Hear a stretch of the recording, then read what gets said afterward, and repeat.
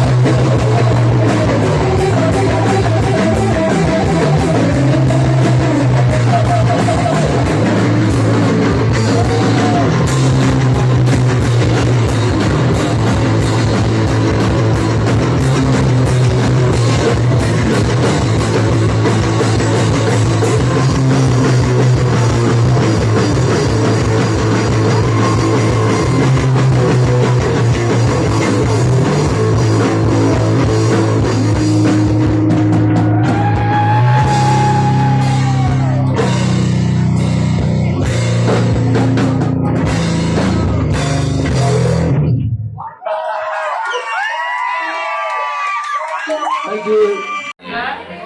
That's a Christmas beetle. Yay! It's not that one too, dude. Alright guys, so welcome to the Diverse Creative Podcast. You guys are the Tazers. This is the first time I've heard of you O's. I met you guys here at Jamboree and you guys were on fire. And from what I hear, that's normal. It's just normal for you guys to be absolutely on fire, taking over stages worldwide, from what I hear. Yeah, pretty much. next year will be our 6th European tour. No, 11th year as a band. And our 11th year as a band. Yeah. Jeez, going strong, guys. For a while. Yeah. That's more longevity than most bands get, actually, Yeah. and you guys are good. So, tell me, introduce yourselves. Let's start. Okay, I'm Tim. I play the drums and I sing. Right.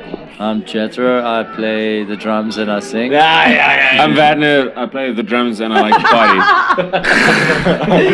And I like to party. I like to party, dude. No, I like to party. I don't like to party. Tim doesn't like to party. I don't like to party. Cheers. So he plays the drums and he doesn't like to party. Fair enough. I play the guitar. I like to party. I play the bass.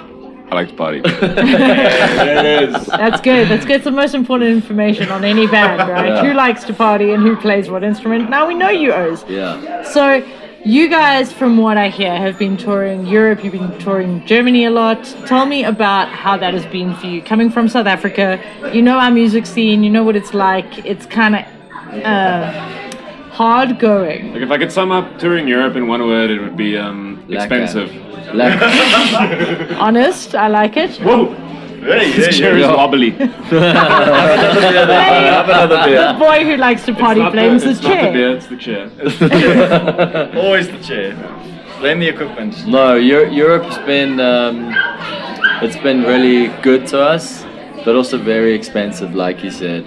So it's been a learning curve. I think when we first went over, the kind of like fresh goggles were wide open, but the more that we've gone over, we've kind of like realized a lot more stuff and like learned how to do it properly.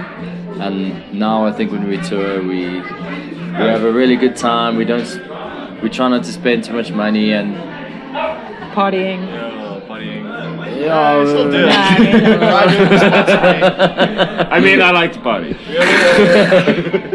You are beginning, guys, listen careful, you're hospitality. starting to sound like the Finger Boys. Yeah, Like, the Finger let's Boys, slow it down. But they're very hospitable. It's in Europe, I would say the hospitality is like way better.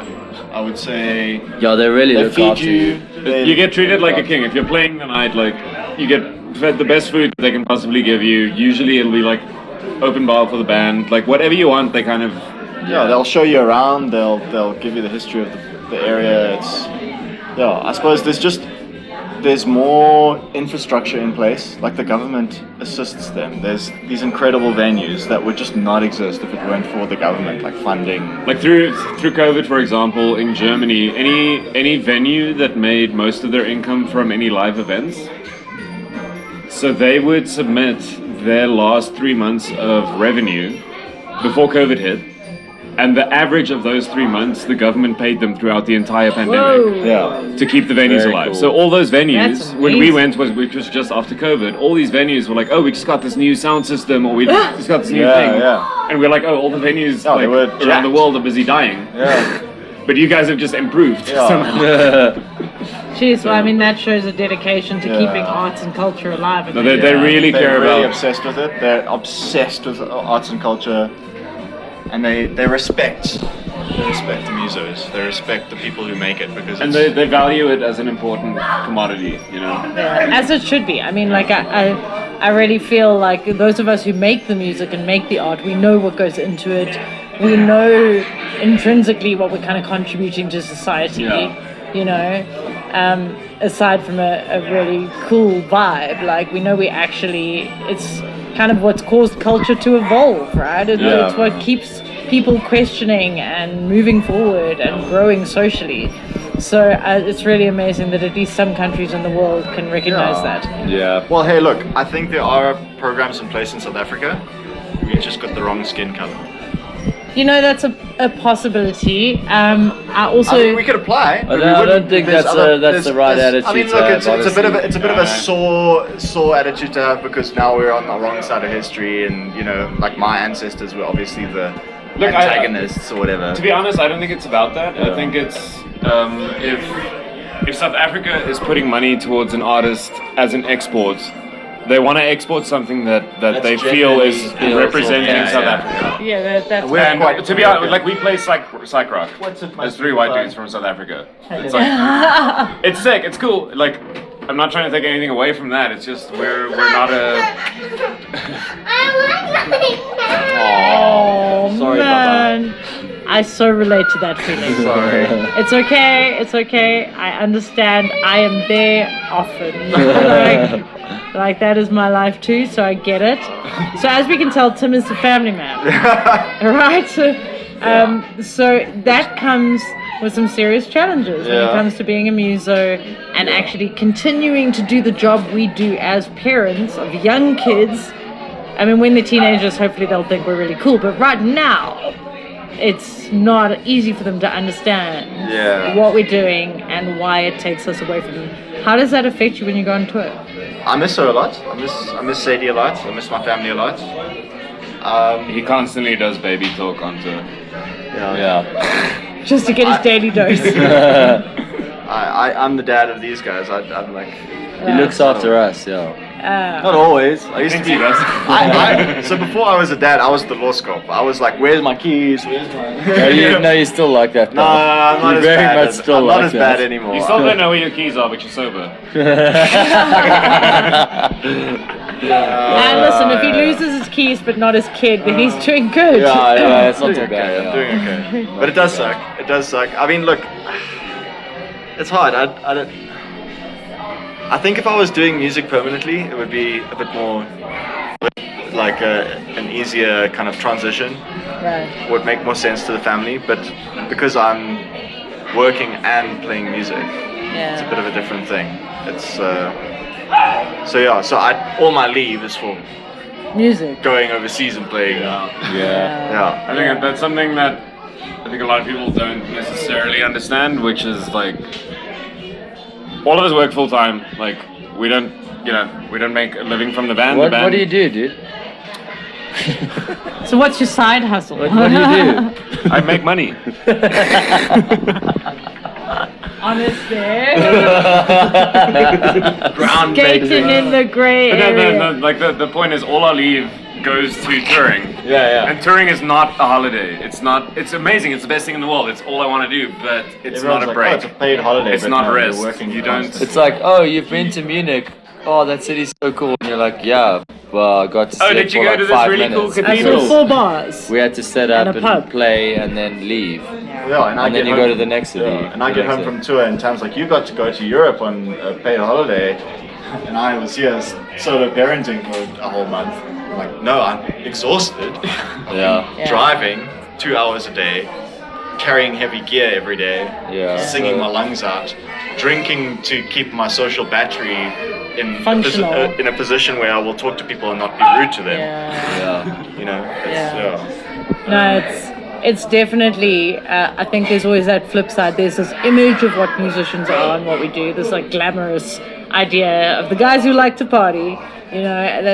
And then the reality of it is that you are your roadie, you are your marketer, you Absolutely. are your admin, you are your PR, you are literally everything, as well as a dude who gets up there, gets on stage, and then gets off stage and likes to party, and even has to pretend sometimes that you like to party. I don't pretend, I love it.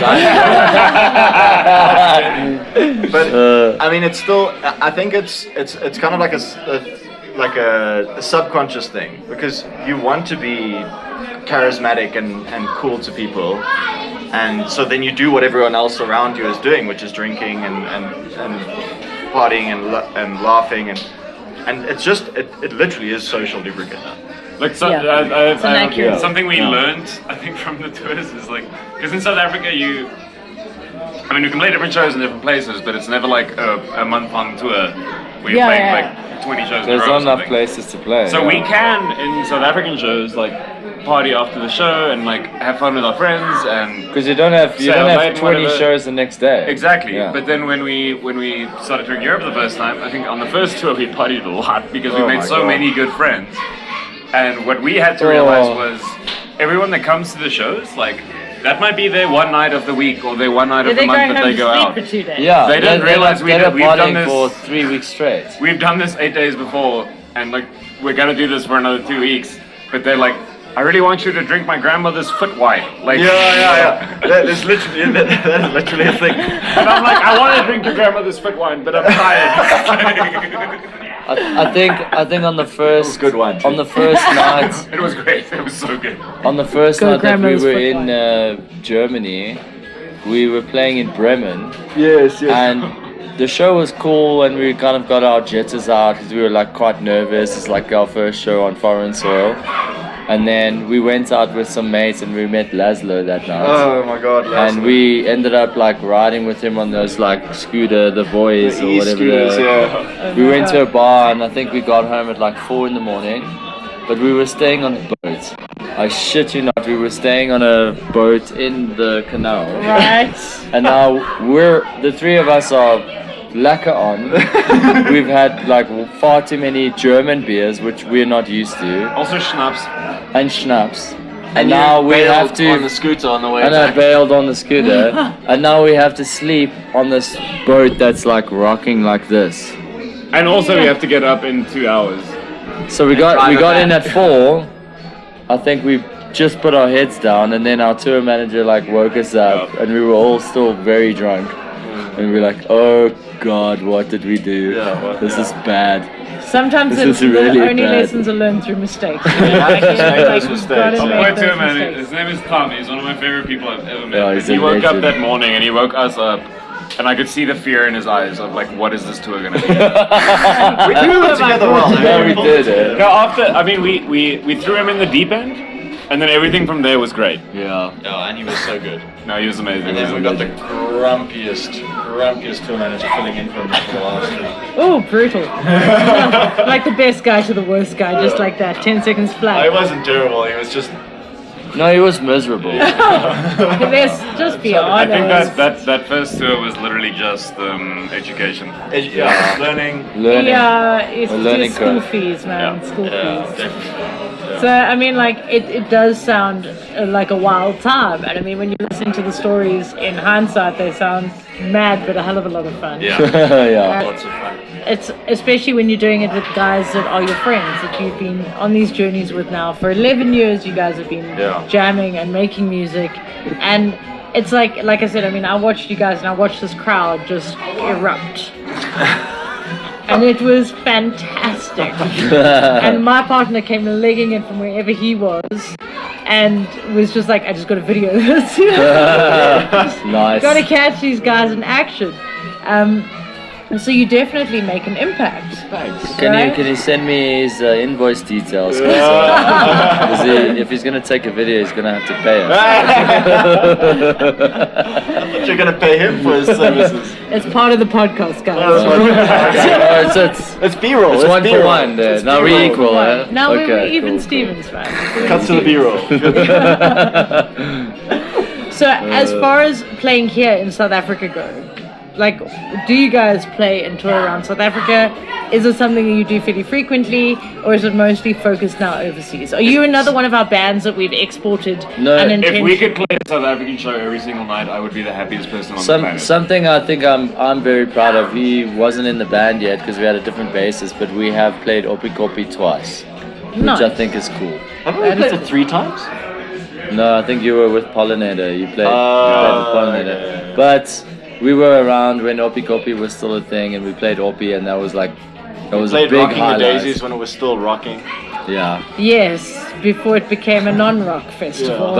But yeah, like you said, I think if we could tour South Africa like we do in Germany, we would. But there's just no market for it that lasts as long as we can. You I mean, know? the market's there, it's just small, and you can only play, like, we don't want to be playing the same shows to the same people over and over again. Yeah, That's, You don't want that's people not good taking for you for anyone. granted, because And- you could just play a show and they'll be like, oh wait, but we'll see them next week at their... No, that's Yeah. the thing. You gotta leave enough of a gap for people to actually want to buy tickets and come watch you the next time. Because if you're playing every weekend, then people kind of lose interest. You know, Yeah. you gotta keep the hype yeah. kind of building. Yeah, I think the there's- thing is, it's like there's no better or worse when it comes to shows necessarily. It's like a conversation with another person. Like you can't categorize it in terms of like, oh, that chat with that person was so much more meaningful and better than this chat with this person. Yeah. It's like everything is its own thing. Like every show, it's a combination of the band and the crowd,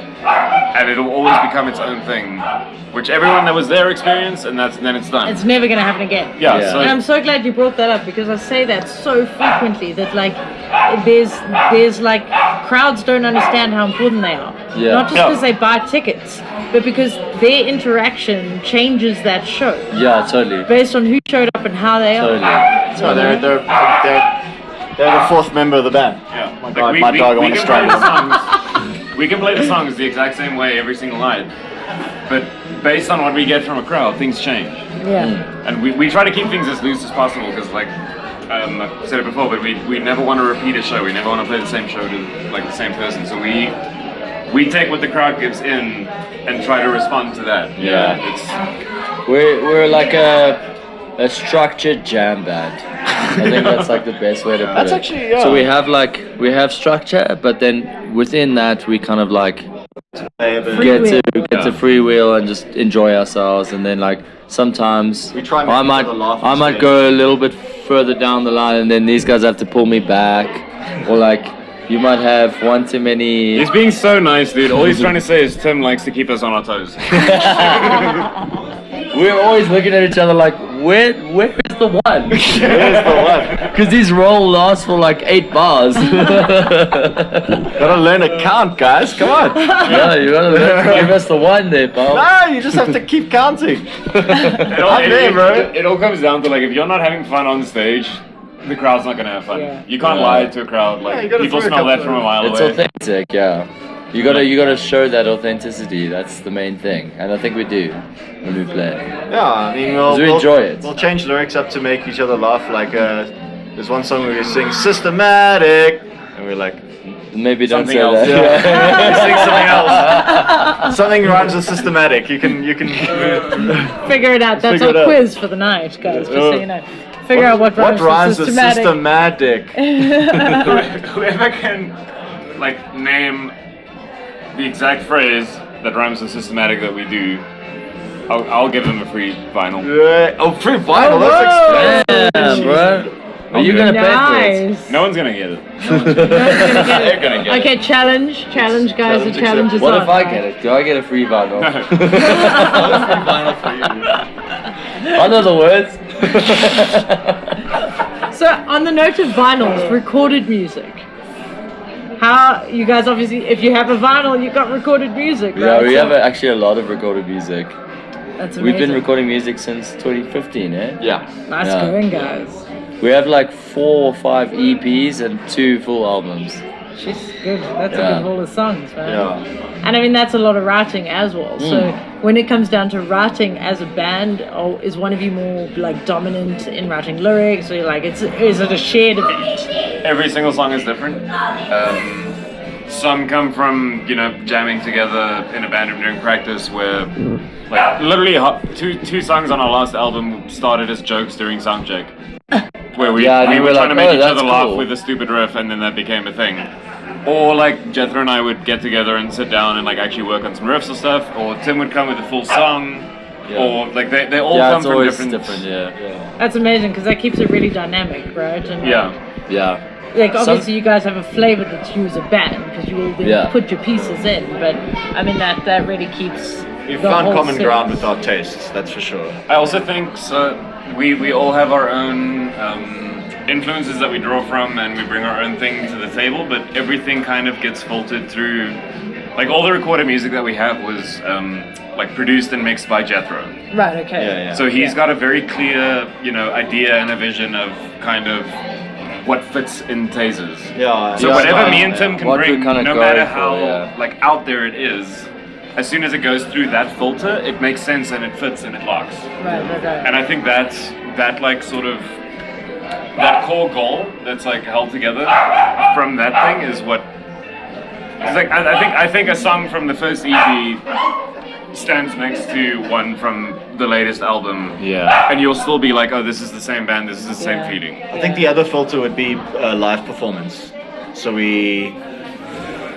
we'll track drums, bass, guitar, all at the same time together. Live, Okay, and then right, and then I do see. the vocals probably like overdubbing last Right, little bits okay, and stuff. Okay. Yeah. And I also think like our main influence being like Britney Spears is just like has just really like helped us get to the production level we want to be Max in. Martin.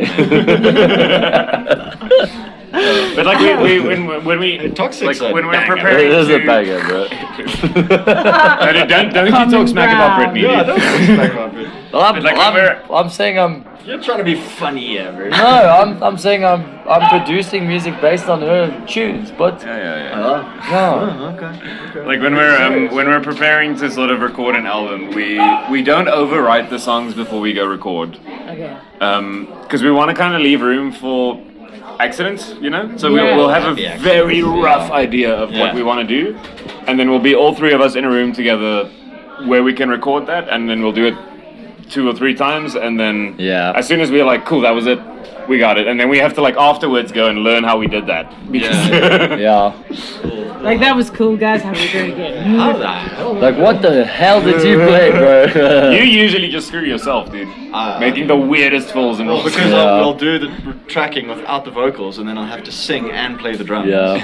And then it's a whole other conundrum. So I hear. 90% of the time the vocals come last, like the riffs and Yeah, the that's music like is another part of the first. sauce, yeah. Like we'll just jam and we'll figure that out, and then Lots we're of like, okay, what are we gonna sing over this?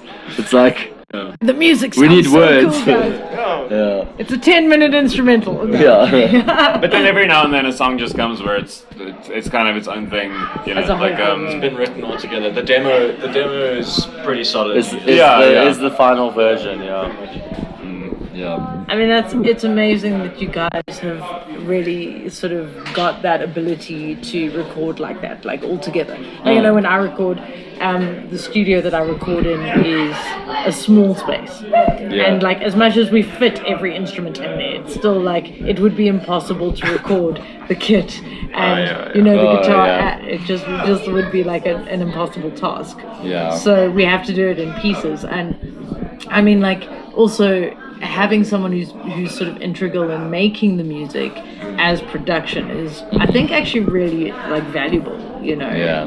Because you do have an idea of what you want that sound to be, and you have a much clearer idea than the third party is ever going to have. Yeah. Oh yes, relying on someone to translate your vision. No, it's difficult. And yeah. I really value. I don't think like there's a better word than this, but consistency. Yeah. In terms of vision and goal, because the thing is, as you with the band, it takes ages and ages and ages to reach the people that want to listen to you. Yeah. And when you reach those people, like, if the next thing you bring out is a complete left field thing that they don't really connect with, you're just kind of like shooting in the dark to maybe hope for a thing. And You hope you're finding very, very unique people who listen to lots of different genres. When most people have like a thing that they like, and they just kind of and I feel like Tazers, for us, or for me at least, it's not. It's never been a thing of like, oh, we need to get as many people in as we possibly can. It's been like, we need to make the thing that we really love, that makes us really happy. Yeah. And the people that connect with that, like, they can come. Yeah, they can come. Yeah, they can. So it's not about reaching as many people as possible, but it's about like the people that do share the same like love for the same thing that we do. We want to give them like what we would want, you know? Yeah. Absolutely. I mean, like, I think that reaching a core audience of people that really, really are passionate about your music is far more important and powerful than reaching 100,000 people who That barely don't give a kind of shit. like, like, And that's why we don't play like the social media game. Like, we're not trying to have a viral TikTok song or something, you know, because that's just, it's 15 minutes and it's gone. Yeah, you're chasing something stupidly elusive that doesn't have longevity, and I think like that's something else that a lot of acts and a lot of bands these days. Don't get me wrong though, like there is a space for that. There's so many artists have got their platform from social media and like Totally. made something amazing from it, but it's But I don't know how long that's we're not gonna that last. band. You No. know, Yeah. like I mean, like someone. I was doing songwriting sessions and I was like trying to teach people to write original music because I was like, in South Africa, I'm just a little bit over cover bands. Oh yeah, fair And enough. I have totally. this. Well, KZN is Oh the cover my band God. capital. Yeah. Coverband.com, man. So I took this like stubborn approach. I was like, I don't play covers ever. Okay, interesting. Right? That's fair. And I was like, I'm gonna hold to that. So like eventually, sort of 8 or 9 years in, I'm like, I'm gonna now start just trying to convince other people to just play some originals. And Nice. like, if you guys don't know how, let me help you. Like, I'm here, let's talk about it, let's figure it out. And somebody who has been in the music industry playing covers for a long time showed up. And he's got a son who plays a lot of original music, who's now left the country, is playing overseas, living overseas, and doing really well. And he kind of went like, that's not how you write a hit song. I'm like, well, you play covers, what the hell would you know about it, right? Like, What would you know about what would writing you know it? about it? And I said to him, you know, like, I'm not looking to write a track that everyone's going to jaw really hard to on a Friday night You wanna and express yourself. be absolutely wasted and not remember on Saturday morning. I'm trying to write a track that 50 years from now, they're still remembering. Yeah. You know, like, that's I'd one. rather aim for that than aim for a hit pop track that is going to just fade into oblivion over another, you know, with a bunch of other tracks that sound pretty much the same. Yeah. You know? My favorite quote and like a philosophy that I've kind of adopted with music for a very long time was been from Billy Gibbons from ZZ Top. Yeah. Learn to play what you want to hear. Like, don't try to write music for other people. Write music for yourself, because you're a human and other people are human. So if you write something that's human, other humans who are the same as you Are will gonna connect want to it. it naturally. Yeah. But if you try to write something for someone else, for a certain like, oh, I'll write this thing for this demographic because we're going to be in this place, whatever. I feel like it just loses everything. So if you're making yourself happy, other people, like, it's an infectious thing. I don't know. Nice. That's catched. I got Anyone who Christmas didn't see the Beetle there. That Christmas was Beetle, great. nice That was one. on camera, man. That was awesome. Kobe. For those of you who don't know who are listening to this on the other side of the world, we have these bugs called Christmas beetles. Well, they're actually rose beetles. We call them Rose Christmas beetles, beetles. okay, But you're commonly Christmas beetles, Yeah, at least as far as I know. And Tim just scooped one out of the air like like a ninja and released it back into the wilds. They can bite you. They've got a mean little bite. They've got a very unpleasant texture. It's really weird. Crunchy. They're very crunchy. Deep and crunchy. Very, very sharp. Just a little, bit clingy. very clean. I was going to say that sounds like you ate one. It's Christmas. What Okay, so Merry Christmas, He's everybody. definitely tried one. He's tried to eat one. Maybe you didn't I'll get try through. anything once. Yeah, maybe you didn't get through the whole thing though.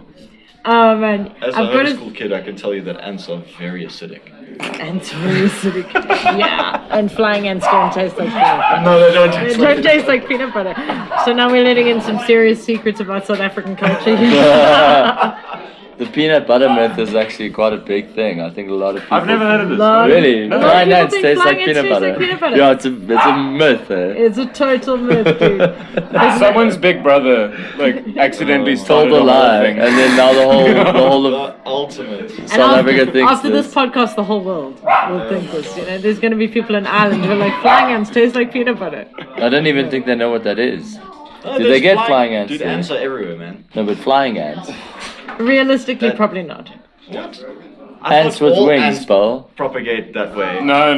Dude, there's so many different species of ants. I feel like we've seriously diverted. Oh my god. And while this podcast is called The Diverse Creative, you know, Can we get back to Britney Spears? Eh? we can totally do the rest back on the track. Toxic. Toxic. What a song. What a song, man. But you know, like, at least that's pop you remember, right? Britney Spears was memorable. We got to give it to her. No, yeah, and I mean, totally. you guys definitely have an energy. You like, I'm gonna. Pop is short for popular. It's, Pop is short for popular. I didn't know that, eh? it's like cliches exist for a reason. You know, they're actually. What is cliche short for? Cliche is short for. Oh no. I don't want to go there. Okay, so pulling us back. I'm pulling us back because that's my job here. What if you could play a festival that's currently running in this country? Which one would you aim for?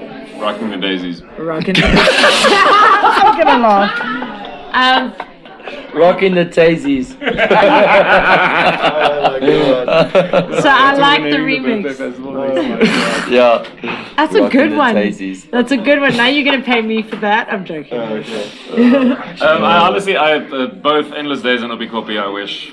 We're still still going, yeah. We're playing Up the Creek next year, which is one I'm that super I've been wanting excited. to play for a long Oh, time. that's amazing. Never been there, that's yeah. That's gonna be very cool, I'm sure. And if Splash Event wants to book us, that would be nice. I'm gonna edge them along. I feel like Yeah. I feel like they should know us by now. Surely. We've been Yeah. around for 10 years. I Yeah. mean, come on. Just a heads up, Splashy. Yeah, Stu. What is that guy? Yeah, Stu. Hey, Stu.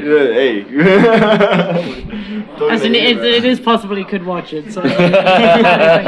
But so I mean, like, I obviously Splashy is like home turf for me, and it's a festival that I'm really have become invested in over the last decade of my life. Nice. And I do really care about the acts that show up there, and I really feel like it matters that there's some seriously incredible South African acts that aren't getting booked that really should get booked, and it's just for whatever reason there's like a missing connection that just needs to be made. So I have this like probably annoying habit again, sorry Stu, of like just spamming him a little Okay, yeah. with like and going like, I saw these guys here and they're amazing, and then I drop him videos and or whatever's, and he kind of goes like, okay, cool, thanks. And do they get booked? Some of the time. Nice. I can't make any promises. I have zero. I'm not in anywhere involved in the booking for Splashy Fan. People have for some reason got an illusion. Little nudges, like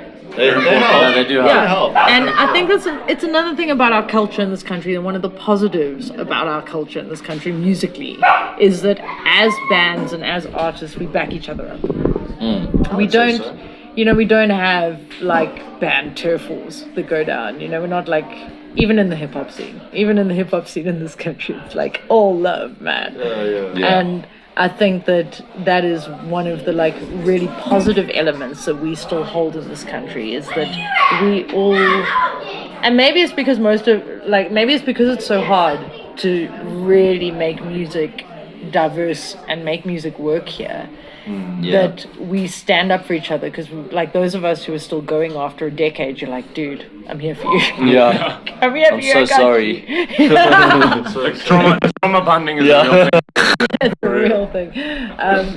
And I think that is it always sort of shines through for me, you know. And when I meet new bands that I haven't heard of before, and I suddenly find you guys are like mind blowing and really incredible at what you do, I'm like, how can I make it better?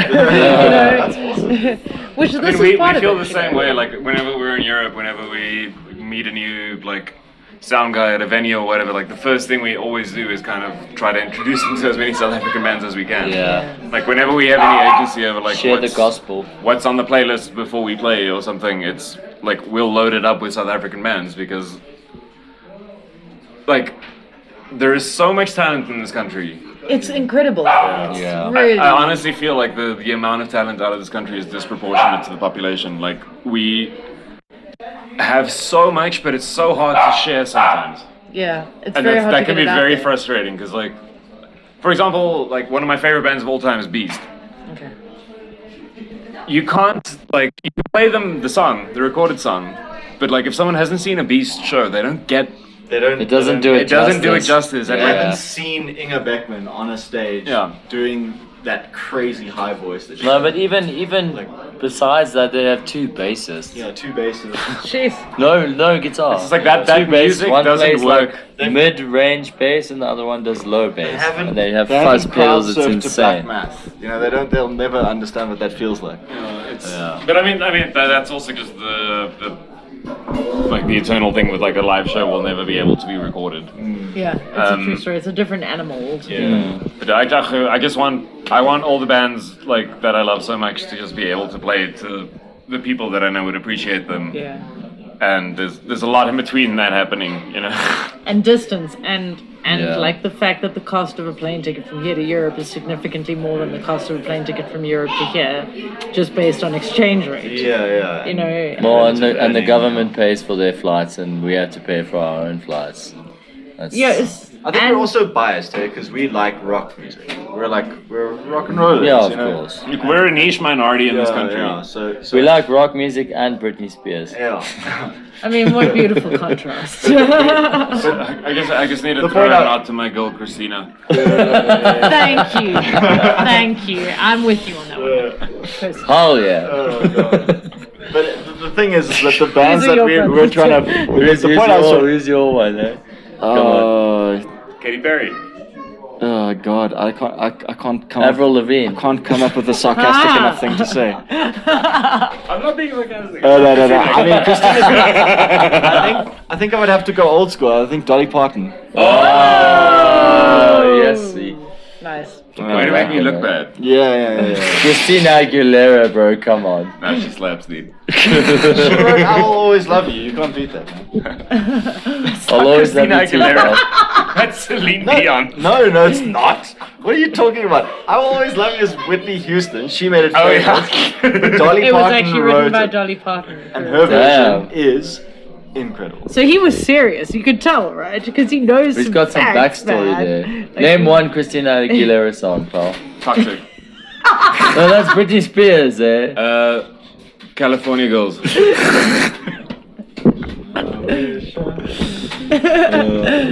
Oh man, guys, this has been one of the most fun interviews I've done in forever. Funny that you're Wow. wearing talking heads.